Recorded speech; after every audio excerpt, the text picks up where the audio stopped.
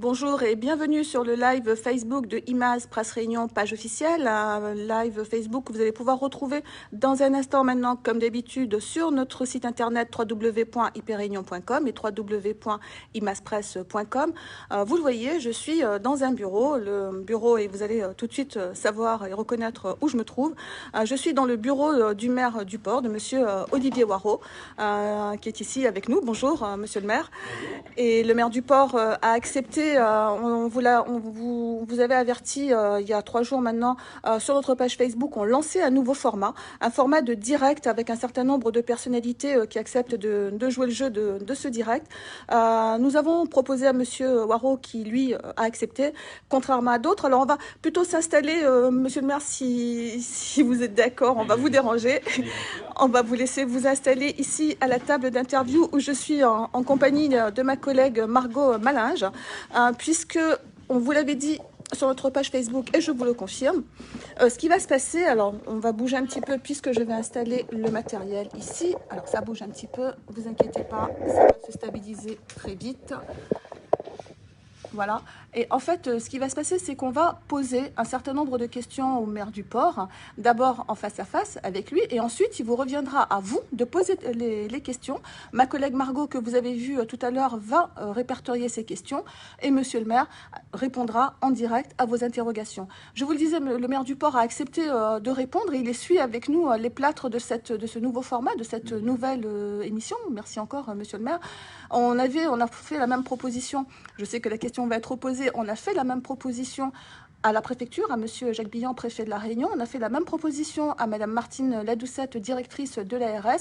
Dans les deux cas, ces deux personnalités ont décliné. Alors après maintes tergiversations, maintes échanges de mails, etc., ils ont fini par décliner l'invitation sans aucune explication de la part du préfet.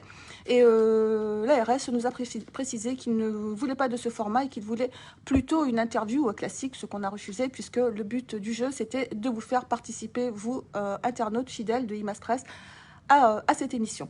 Voilà, donc là j'ai suffisamment parlé et maintenant on va passer la parole au maire du port. Donc monsieur Waraud, on est à quelques jours maintenant du déconfinement. Déconfinement qui va avoir lieu, si tout va bien, le lundi 11 mai. Ça devrait bien se passer puisque la Réunion est classée en zone verte. Vous faites partie, vous, de ces maires qui ont refusé d'ouvrir les écoles, les établissements scolaires au 18. Pourquoi, monsieur le maire? Alors, pour plusieurs raisons. Mais la raison essentielle, ce sont les conditions de sécurité sanitaire des enfants. Aujourd'hui, nous avons 29 écoles, un personnel qui est mobilisé en temps normal sur toutes ces écoles pour assurer l'accueil, la distribution des repas, la surveillance, etc. En dehors des heures de cours. Aujourd'hui, avec cette situation exceptionnelle que nous connaissons, une grande partie de ce personnel, nous dit je ne vais pas reprendre mon activité professionnelle. 2, et ils ont le droit. 2, j'entends aussi protéger mon personnel, en plus de protéger les enfants. 3 alors les 2 tiers de ce personnel est un personnel âgé. Donc peut-être plus fragile déjà, présente un terrain beaucoup plus fragile par rapport à ce virus. Et donc mon devoir est de les protéger et de ne pas les exposer à d'éventuels risques. À partir du moment où je n'ai pas le personnel nécessaire, à partir du moment où en plus, dans le protocole sanitaire qui est posé au niveau national et qui nous a été parvenu dimanche dernier, donc nous avons une semaine en intégrant un jour férié, donc vendredi, 5 jours, même pas 4, pour organiser cette rentrée. Force est de constater que nous n'avons pas le temps, les moyens pour assurer la sécurité sanitaire des enfants dans les écoles. Et donc plutôt que de courir au-devant et dire on peut y aller, non, j'ai préféré prendre le temps pour organiser le retour à l'instruction. Et j'insiste sur ce terme. Plutôt que le retour à l'école, c'est le retour à l'instruction, mais je vais vous l'exposer dans un instant. Alors justement, juste avant de parler, c'est très important de faire la différence entre éducation et instruction. Peut-être qu'il faudrait réfléchir à une nouvelle dénomination de notre ministère, de l'éducation nationale, peut-être. Ça servira peut-être à ça aussi, cette crise du coronavirus. Vous avez fait un sondage, vous, la commune, auprès des parents. Quel a été le résultat de ce sondage ? 80% des parents disent, 80-85 disent, je ne vais pas déposer mes enfants à l'école. Donc, il reste 15-20% qui disent, ben, moi je travaille, donc il me faut un espace où tout simplement, si, mon enfant a besoin de retourner à l'école. Donc, moi, je vais le faire. Donc, maintenant, il m'appartenait, sur la base de ces 20%, d'organiser les écoles en fonction. Encore une fois, je n'ai pas les moyens suffisants, je n'ai pas le temps nécessaire pour organiser. Parce que je crois que le document, le protocole sanitaire est un accès libre, il faut un 58 pages. 58 pages, un sens de circulation approprié, des distances entre les enfants dans la classe, dans le réfectoire, dans la cour. Ce sont des petits marmailles donc, qui courent, qui s'amusent, qui sont contents de retrouver les copains. Donc on sait, on a été enfant, on a des enfants, on sait comment ça fonctionne. Le deuxième élément, c'est aussi, et c'est là où ma responsabilité est pleine et entière, c'est d'assurer le nettoyage systématique des lieux fréquentés par les enfants. Un enfant qui va aux toilettes, ben, il faut pouvoir nettoyer avant et tout de suite après. S'assurer qu'il n'y ait qu'un seul enfant qui accède. Donc il faut quelqu'un qui surveille en permanence. Qu'il y ait derrière un nettoyage des classes, du matériel informatique si nécessaire. Dans la classe, c'est aussi éviter, c'est ce qui est écrit dans le protocole, qu'il y ait des contacts entre les enfants. Donc ça, je ne sais pas faire. C'est littéralement intenable à votre sens. Pour moi, tel que je lis le texte, c'est intenable. Est-ce que votre responsabilité en tant que mère pourrait être engagée en cas de contamination d'un personnel enseignant, d'un personnel de l'école ou d'un enfant? Alors, il me semble avoir lu, je dis il me semble, et j'ai entendu aussi mes collègues dire, et même le préfet l'a dit, nous avons au niveau national pris les dispositions nécessaires et donc légales pour que le maire ne soit pas inquiété pénalement. Il pourrait l'être s'il y avait une intention délibérée de ne pas mettre les moyens nécessaires.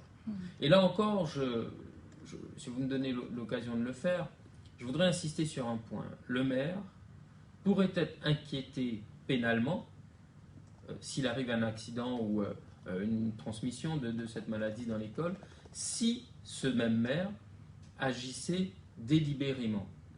Est-ce à dire que agir délibérément en n'ouvrant pas les écoles pourrait là aussi mettre en cause la responsabilité du maire? C'est cette intention-là qui, au final, m'interpelle, puisqu'elle peut être lue dans les deux sens.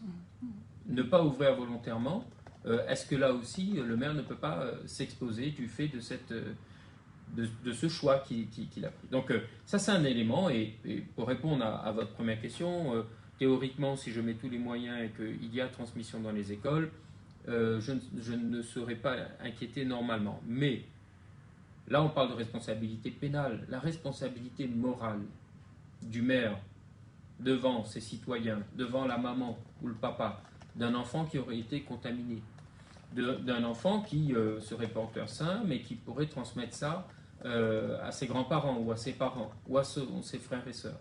Vous voyez, quand on lit tous les jours dans la presse, quand on voit que ce virus a tué plus de 200 000, près de 200 000 personnes dans le monde, et qu'on voit et on compte tous les matins le nombre de personnes décédées tous les jours, en France, en Italie, en Espagne et aux États-Unis aujourd'hui, qui sont des grands pays qui font partie de l'OCDE, des pays dont on dit qu'ils sont les grandes puissances mondiales et qui comptent les morts tous les jours.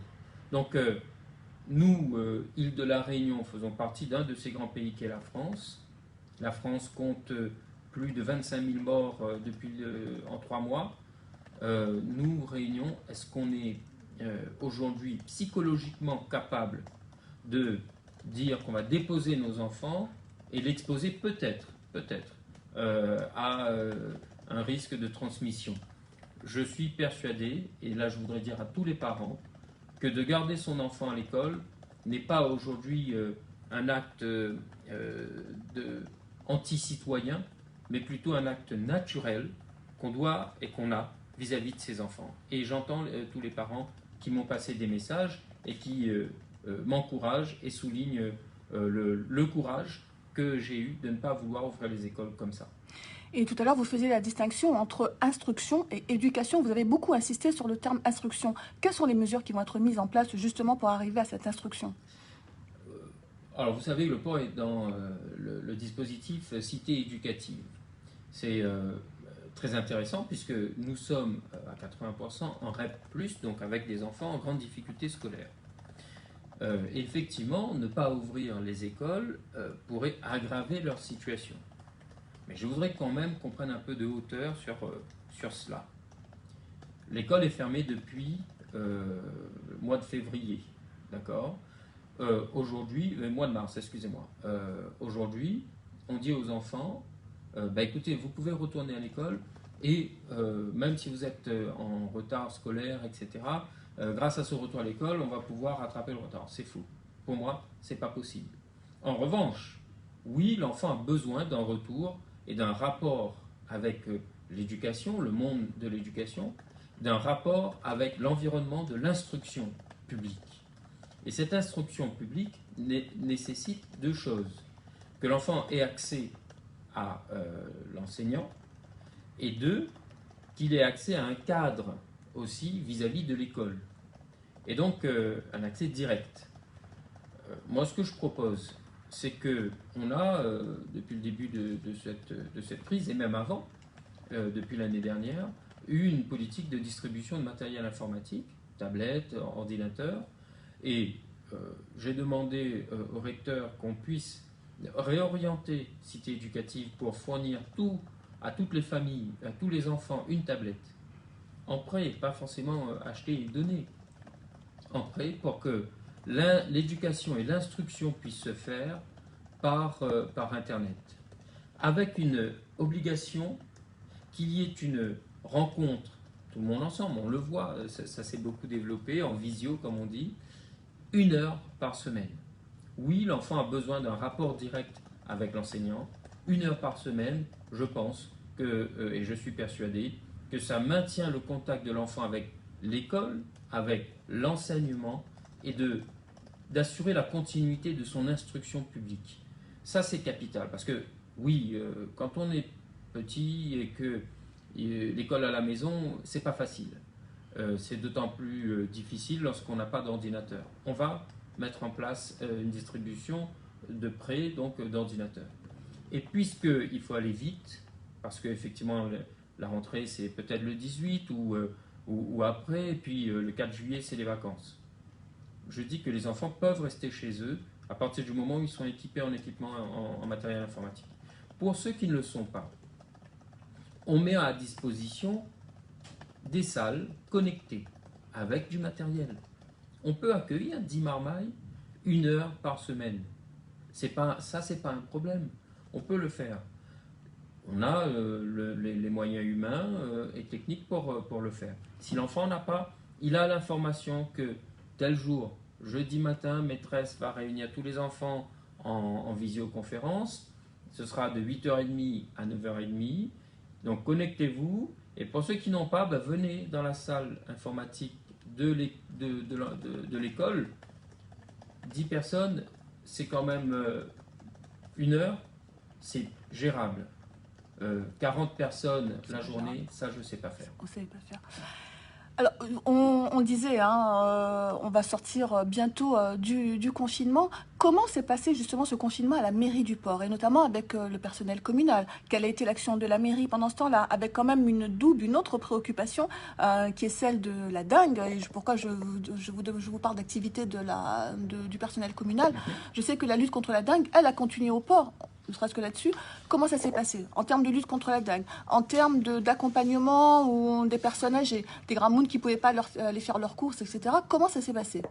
Alors, il y a plusieurs éléments. D'abord, on a été la première commune, au lendemain des élections d'ailleurs, le 16 mars, à déclencher notre plan communal de sauvegarde. C'est-à-dire que on dit au personnel, vous pouvez rester chez vous et commencer déjà à rester en lien avec l'administration pour voir les possibilités de travail à distance. Deuxième chose, plan communal de sauvegarde, donc c'est un process qui existe et qui nécessite que les cadres et quelques agents soient présents physiquement avec le maire. C'est ce qui s'est passé. Et nous avons pu comme ça organiser la continuité des services les plus importants. Et je vais commencer d'abord par celui de l'écoute et du maintien avec les personnes les plus vulnérables, personnes âgées, en situation de handicap, les familles très modestes. Donc avec le CCAS, on a tout de suite travaillé sur la mise en place de distribution de repas et puis de distribution de colis fraîcheur dans un deuxième temps avec les partenaires tels que le département par exemple. Et je salue l'initiative du département qui nous a permis d'assurer une continuité dans la livraison de ces paniers fraîcheur. Donc ça s'est passé comme ça, donc les services se voyaient en visioconférence, donc assez peu en contact physique et rapproché, donc moi dans mon bureau, la DGS de l'autre côté, justement par rapport au risque majeur que présente ce virus. Et nous avons pu là aussi demander aux services de nous faire un état des lieux des équipements disponibles, masques, visières, chaussures, gants, etc. Et nous avons, sur la base de l'inventaire fait, assuré une continuité des services environnement et services techniques. Et là, je reviens à votre deuxième question. Nous sommes la seule commune à La Réunion qui n'avons jamais cessé la lutte contre la dengue, la lutte antivectorielle comme on dit. Et j'ai été surpris de la bouche du préfet ou du sous-préfet d'entendre que les autres communes ont abandonné. Et ça, c'est un drame. Et le drame, il est là aujourd'hui. La dengue tue. Et la dengue, si on ne s'en occupe pas, on met les familles réunionnaises et portoises en grand danger. Donc, du coup, ce que j'ai fait, moi, j'ai demandé aux services de maintenir leur activité tout en veillant à ce qu'ils aient tout le matériel nécessaire, les équipements nécessaires pour qu'ils soient protégés. Et nous avons pu passer d'autres commandes pour assurer la continuité.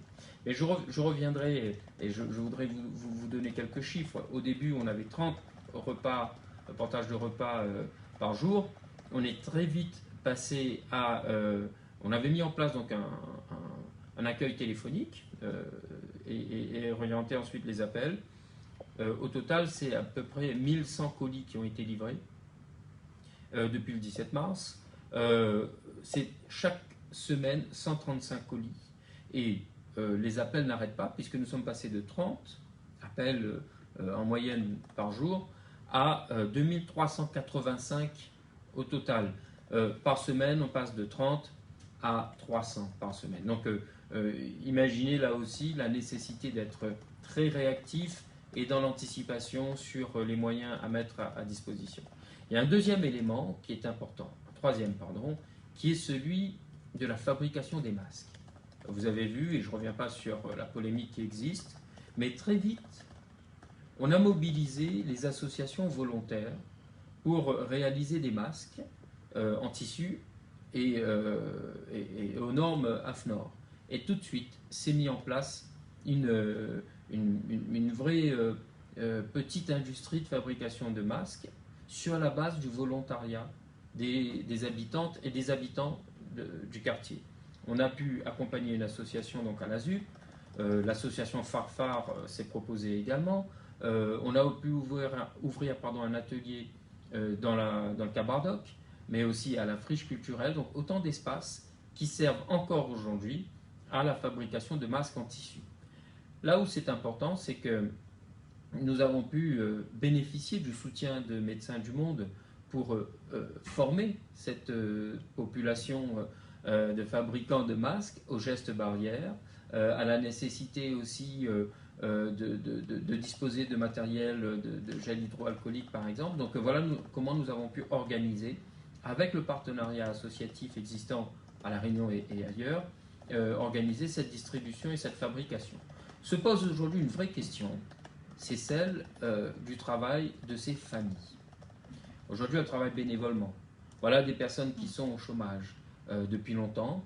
Et je voudrais souligner ici et saluer vraiment le geste républicain et citoyen de ces mamans, de ces papas, de ces jeunes, qui pendant longtemps, parce que beaucoup sont au chômage, on leur a dit dans un monde libéral, oui, mais ces personnes sont au chômage, ils vivent de l'assistanat, etc., etc.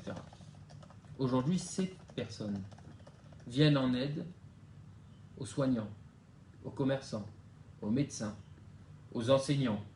Donc, quand on réfléchit sur le fonctionnement de la société, quand on pense et on remet au centre de cette crise le rôle de ces familles, on se dit que elles ont joué le rôle le plus important pour équiper et sécuriser les citoyens.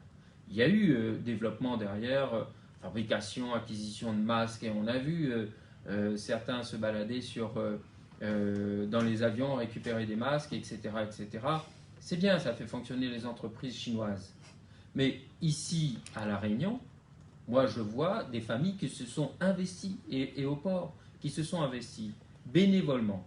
Et se pose la question aujourd'hui du travail, parce que des masques, on en aura encore besoin, on en aura besoin encore, et ce ne sera pas jusqu'au 11, mais jusqu'à la fin de l'année, peut-être même après. Il faut s'habituer avec ce nouvel équipement de la personne, et il faut tout de suite penser à la rémunération, à l'intervention, au rôle économique que jouent ces personnes, parce que nous avons agi de manière exceptionnelle, et maintenant, il faut les inscrire dans une vraie démarche. Et à ce sujet, j'ai fait deux actions que je voudrais souligner ici. J'ai appelé la ministre de l'Outre-mer pour lui dire où on en est de territoire zéro chômeur, parce que la crise justifie encore plus l'accélération de ce processus sur le port, et j'ai eu une écoute très favorable, et la démonstration par l'action lui a montré que c'est nécessaire, qu'il faut aller vite. Donc j'ai bon espoir. C'est pas un processus qui a été arrêté. Pas du tout, pas du tout. Au contraire, c'est un processus législatif qui doit être mis en place, et il va être accéléré. On vous a donné une échéance, à la ministre de l'Outre-mer vous a donné une échéance? Aujourd'hui, l'échéance que j'ai eue de la voix de la ministre du Travail, lorsqu'elle s'est déplacée à La Réunion il y a quelques mois, c'est le premier semestre de cette année. Donc on est encore dans l'épure temporelle. C'est maintenu. La deuxième chose, c'est que maintenant, il faut qu'on puisse travailler dans le domaine de l'économie sociale et solidaire, au-delà du dispositif territoire zéro chômeur, mais qu'on puisse travailler avec ces familles qui ont acquis un savoir-faire, qui ont un rôle social, économique important, et qui, aujourd'hui, ne doivent pas non plus, sauf à ce qu'elles changent de statut et devenir chef d'entreprise, ou se mettre à leur compte, venir en concurrence au métier de la couture, et je sais que beaucoup d'ateliers de couture en fabriquent également, etc.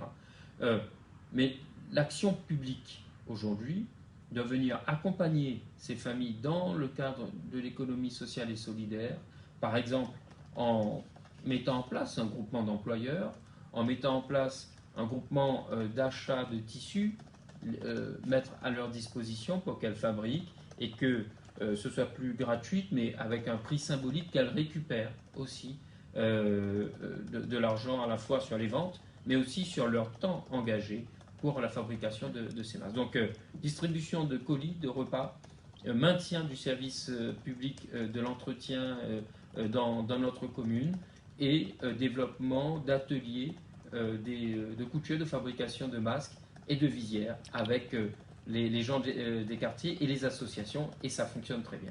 Alors Olivier Voiron, on a promis à nos internautes qu'ils allaient pouvoir vous poser des questions en direct. Alors on va le faire. Je vais retrouver ici ma collègue Margot, voilà, qui doit avoir certainement un certain... Enfin, j'ai vu qu'il y avait énormément de questions. Tout à fait.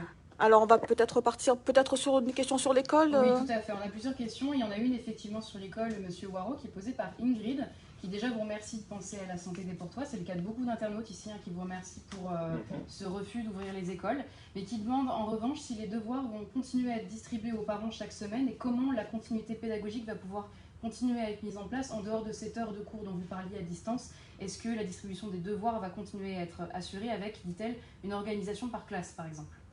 Alors, sur ces éléments très, j'ai envie de dire, techniques, ce qui a fonctionné, il ne faut pas l'arrêter, il faut continuer. Il y a eu de la production de documents papier, avec les associations, avec même au niveau des collèges et lycées, ils se sont organisés comme tels. Si ça fonctionne, il faut continuer, et oui, ça va continuer dans ce sens.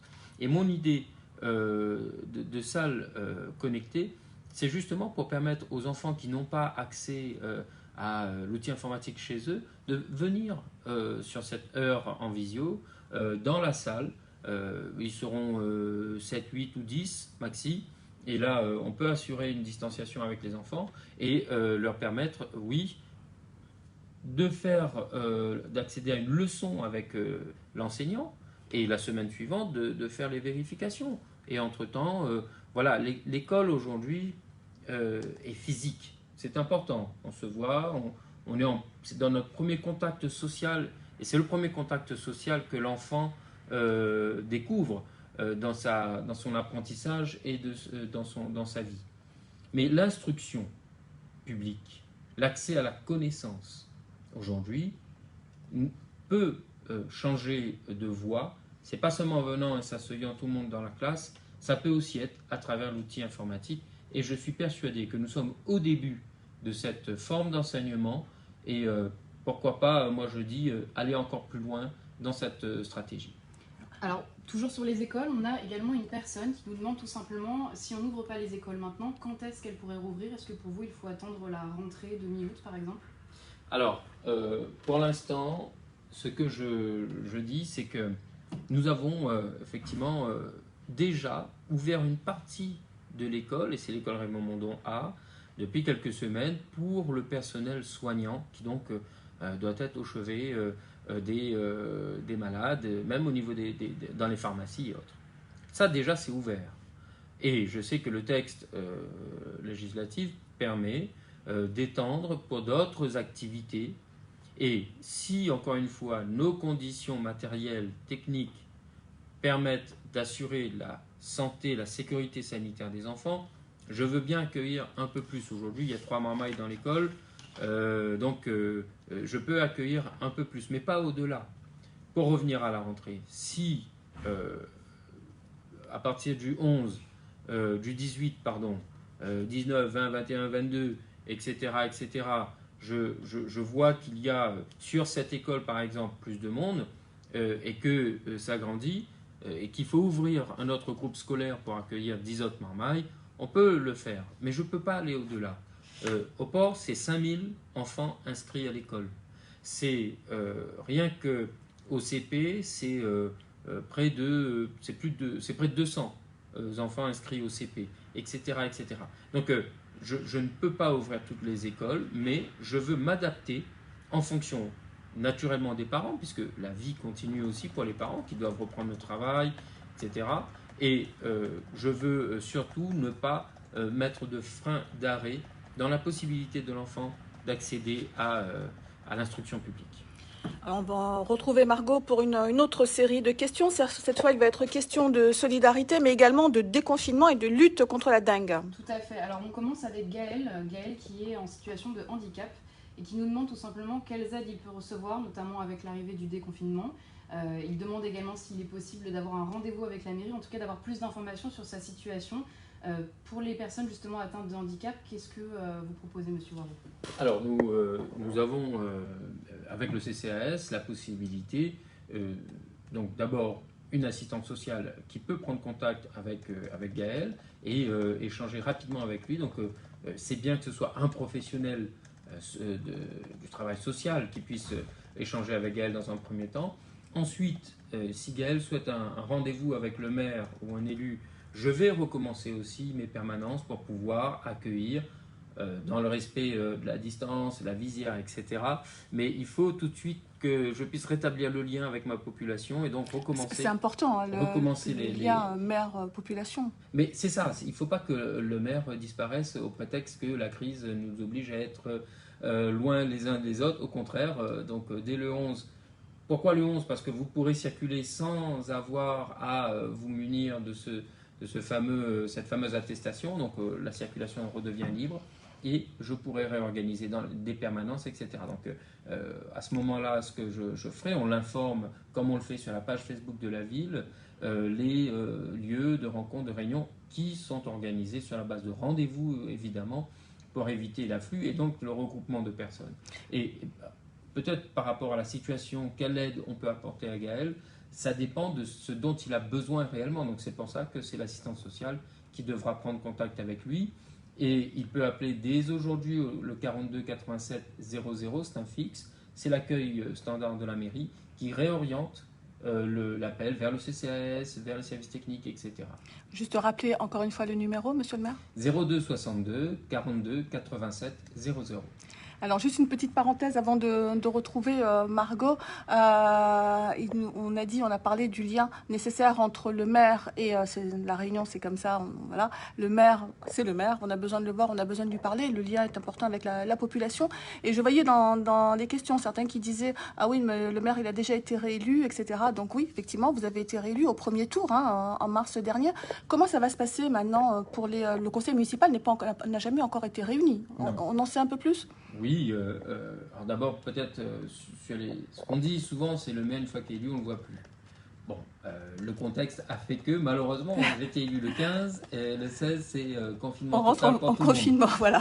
Compliqué pour se voir. En revanche, oui, par rapport à votre question, on va installer le nouveau conseil municipal au début du mois de juin avec l'élection du maire du conseil municipal. Actuellement, comme vous le savez, ce sont les élus en 2014 qui sont toujours conseillers municipaux et adjoints. Et à partir du mois de juin, donc début juin, nous allons pouvoir installer le nouveau conseil, donc avoir les nouveaux adjoints et les nouveaux élus avec leur nouvelle délégation. On retrouve Margot pour une nouvelle série de questions. Oui, tout à fait. Toujours sur la question de la solidarité, on a Cynthia qui est vice-présidente d'une association et qui nous demande comment est-ce qu'elle peut faire, puisqu'apparemment elle est en difficulté pour avoir l'arrivée de denrées alimentaires dans son association. Ça a été mis en difficulté avec l'arrivée du confinement. Donc pour aider ces associations qui aident justement les personnes en difficulté, qu'est-ce qu'on peut faire pour les accompagner? Alors, là encore, j'analyse pas suffisamment les besoins techniques de Cynthia. Alors, est-ce que c'est une question de circulation de camions, de lieux de stockage, de mobilisation de bénévoles? Alors, autant d'éléments qui m'échappent aujourd'hui. Comment la ville peut aider? La ville sera toujours aux côtés des associations, dans le cadre réglementaire évidemment, sera toujours aux côtés des personnes qui veulent, surtout les personnes qui veulent aider les autres personnes. Et je pense que c'est l'association de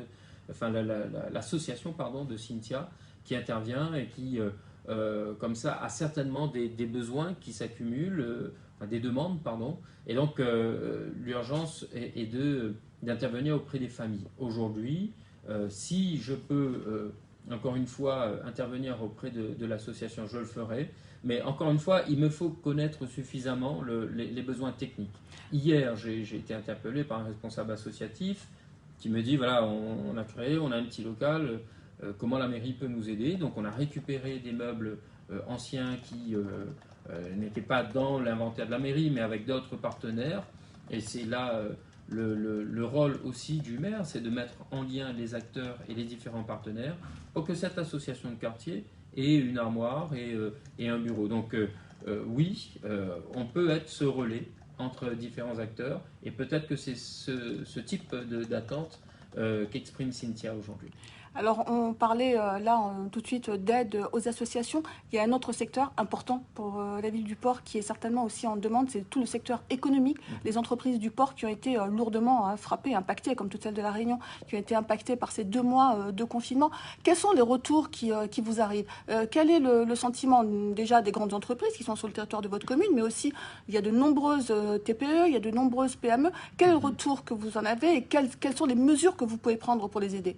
Alors, encore une fois, dans un cadre réglementaire bien précis, je rappelle que la commune ne peut pas intervenir en aide directe auprès des entreprises. En revanche, c'est de ma responsabilité de maire de connaître, surtout au port, capitale économique de La Réunion, de connaître le fonctionnement et donc de voir où sont les points sur lesquels nous devons agir, quels sont les leviers que nous devons actionner pour que l'économie reprenne. C'est d'abord celui de la communication avec l'entreprise qui a passé un marché avec la mairie. Donc comment faire en sorte que les marchés redémarrent vite? Je fais une rapide explication. J'achète par exemple du matériel, de denrées alimentaires ou du matériel technique, etc. avec telle entreprise. L'entreprise me dit, monsieur le maire, vous voulez une livraison à telle date?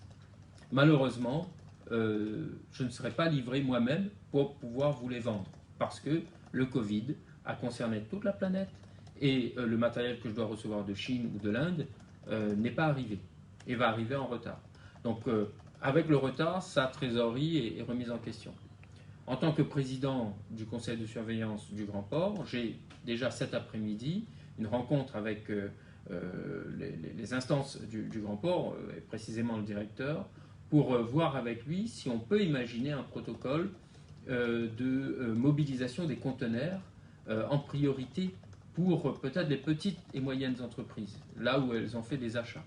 Ça ne veut pas dire que pour les grandes entreprises, on verra ça un autre jour, mais c'est d'organiser comme ça la livraison des conteneurs. C'est une proposition que je vais lui faire, aucune décision n'a été faite, mais il faut y aller, il faut poser la question. Deuxième élément, je reviens sur les marchés publics, on a un dispositif réglementaire qui permet pour la collectivité, dans le cadre d'un marché déjà notifié, de faire des avances. Donc c'est ce que je vais faire, des avances sur le marché pour que, de paiement, pour que la personne, enfin l'entreprise puisse tout de suite bénéficier de liquidités et acheter son matériel nécessaire ou payer ses salariés parce que, encore une fois, crise économique égale derrière chômage et situation sociale. Donc mon objectif, moi, c'est que les entreprises puissent au maximum reprendre le personnel qui était en chômage partiel. Donc ça, c'est la deuxième mesure que je vais faire. Et puis, de manière un peu peut-être symbolique, mais c'est, vous savez, dans le monde actuel, les symboles ont un rôle et une importance capitale.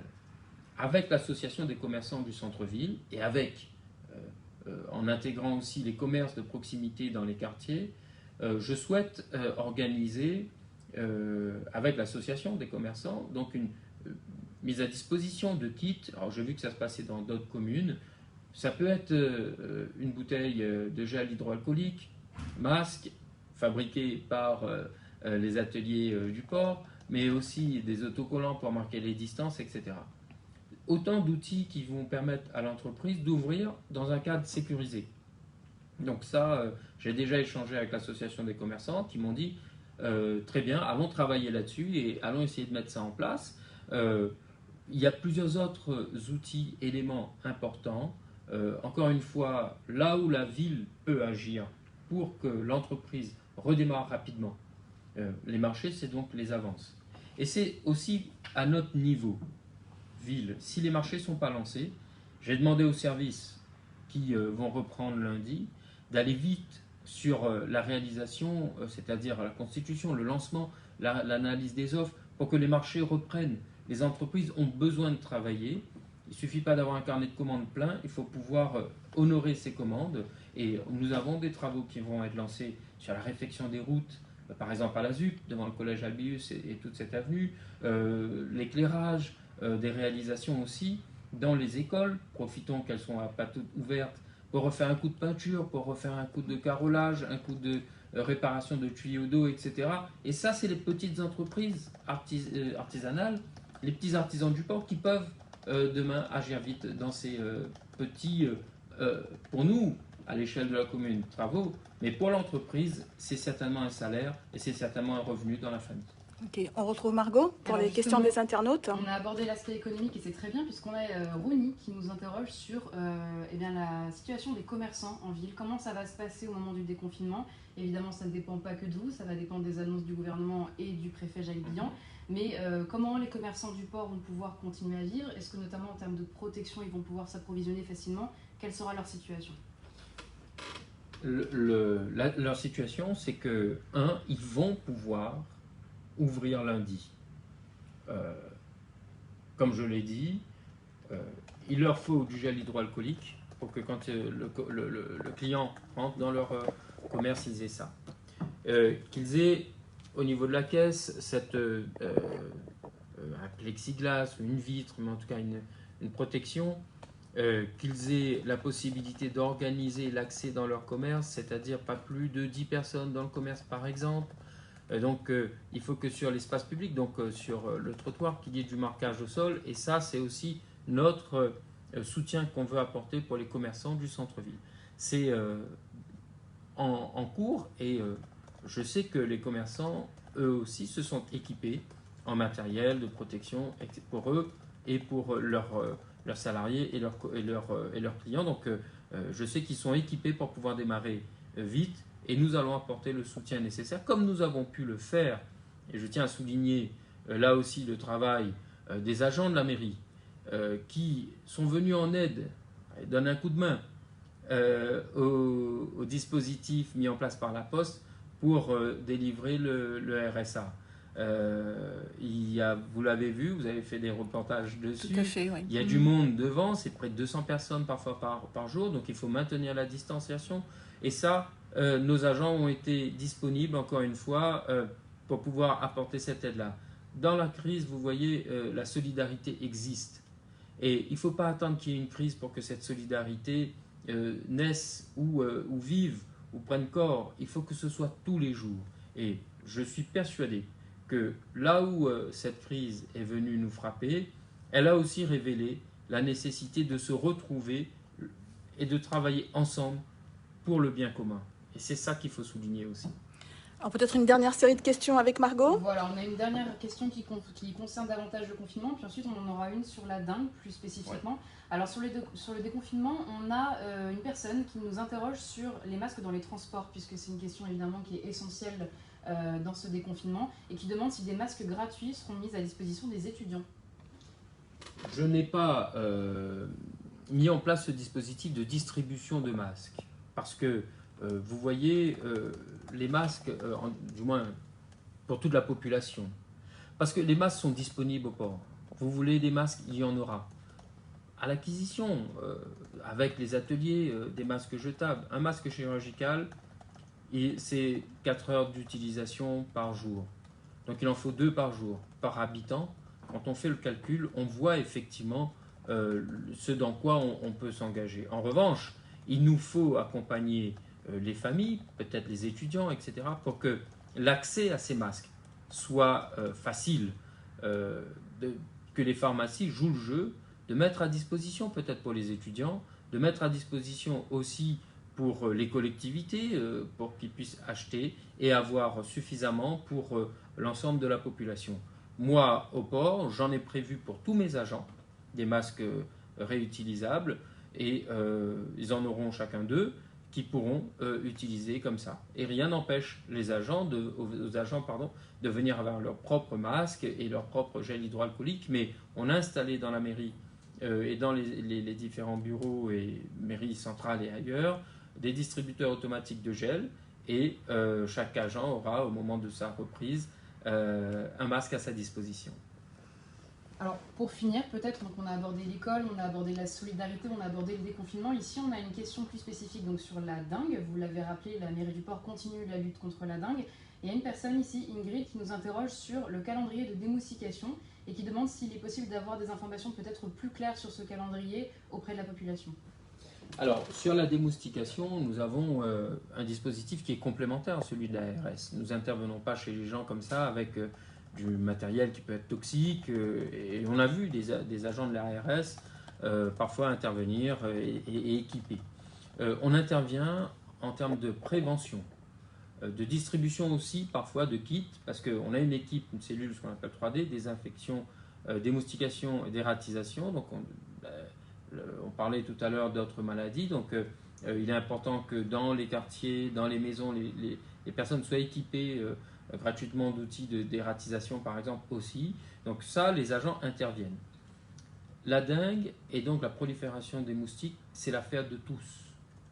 C'est pas l'affaire uniquement du maire, c'est pas l'affaire uniquement de l'ARS. Le problème avec la dengue, c'est que ce moustique-là, parfois on s'habitue à ce qu'il soit là et on se dit non mais ça va concerner les autres. La dengue, c'est l'affaire de toute la population. Et nos gestes simples de la vie de tous les jours, on a appris avec le Covid de se laver les mains fréquemment, etc. Je voudrais que pour la dengue, on ait ces mêmes réflexes, de vider les pots de fleurs qui sont avec des eaux stagnantes. Parfois, on voit ici ou là des gens qui stockent des pneus usagés, etc. Donc, je prends que ces 2 exemples parce que ce sont les plus fréquents. Là, oui, c'est le geste et l'intervention et le rôle la responsabilité de tous les citoyens. En revanche, si on a une carcasse de voiture qui peut aussi être un gîte larvaire, là, le TCO avec la ville peut intervenir. Je vais demander à mes collègues du TCO, avec ceux de la mairie, d'établir un calendrier d'intervention bien précis sur ces différentes interventions. Et j'espère avoir répondu à la question d'Ingrid sur ce sujet. Alors, Monsieur le maire, on va pas tarder à arriver au terme de ce Facebook Live. Le président de la République, il y a 2 mois, lorsqu'il a annoncé l'entrée en confinement, a dit « Le monde de demain ne sera pas semblable au monde d'hier ». Qu'est-ce que vous en pensez et comment vous imaginez le monde de demain dans la commune du Port? Écoutez, souvent, lorsqu'il arrive un grand événement, on pense qu'après, ça va être différent. On se dit, la vie va changer, et on le voit en période de crise, effectivement, on a tendance à penser que c'est pas comme hier. On nous a toujours appris à dire bonjour, à faire la bise, à serrer les mains. Et aujourd'hui, on nous interdit de le faire, et on s'interdit de le faire. Donc ça, tant que la menace existe, oui, le monde change. Là où la nature humaine est extraordinaire, c'est qu'elle s'adapte. Et s'adapter, c'est s'adapter aussi à la disparition de ce virus. Et donc de se dire, bon, c'est bon, allons reprendre nos habitudes. Et on me dit que la vie demain ne sera pas pareille. J'espère, sur certains points. En tout cas, il y a un élément qui va être capital, c'est que nous avons vécu une crise extraordinaire, notamment pas nous ici directement, mais la Chine avec le SRAS, la grippe aviaire à un moment donné, etc. Donc ces risques majeurs de contamination, cette vulnérabilité de notre population mondiale nous oblige aujourd'hui, puisque nous avons été beaucoup plus impactés cette fois-ci que les fois précédentes, à être vigilants sur nos rapports avec les autres, avec notre façon de consommer. Et le deuxième élément important qu'a montré cette crise, vous l'avez vu, c'est la nature qui reprend ses droits. Et donc, soyons sensibles à cela aussi, tenons compte aussi de cette force qu'est la nature, de nous préserver, de nous offrir de ce qu'elle a de plus beau. Et donc, s'il faut changer quelque chose, c'est peut-être sur tout ce qui vient polluer notre environnement, tout ce qui est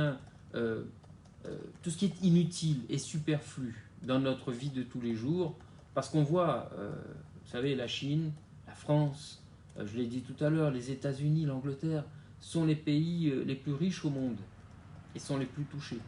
Est-ce que ce n'est pas un signal aussi de la nature qui vient nous dire rien ne sert d'avoir autant et d'accumuler autant si c'est pour partir aussi vite que cela? Et ça, je pense que ça peut être un enseignement important pour nous tous qui sommes citoyens du monde. Voilà, donc on va arrêter ce live sur ces mots d'espoir du maire du Port. Merci Olivier Waraud d'avoir accepté notre invitation. Je vous rappelle que nous étions en direct sur notre page Facebook Imaspress Réunion, page officielle. C'est un live que vous avez pu retrouver sur notre site internet www.ipréunion.com. On se retrouvera pour le même format d'émission en direct la semaine prochaine, cette fois-ci avec le président de la Chambre de commerce et d'industrie, monsieur Ibrahim Patel. En attendant, je vous souhaite une excellente journée et à très bientôt sur Imaspress Réunion, page officielle.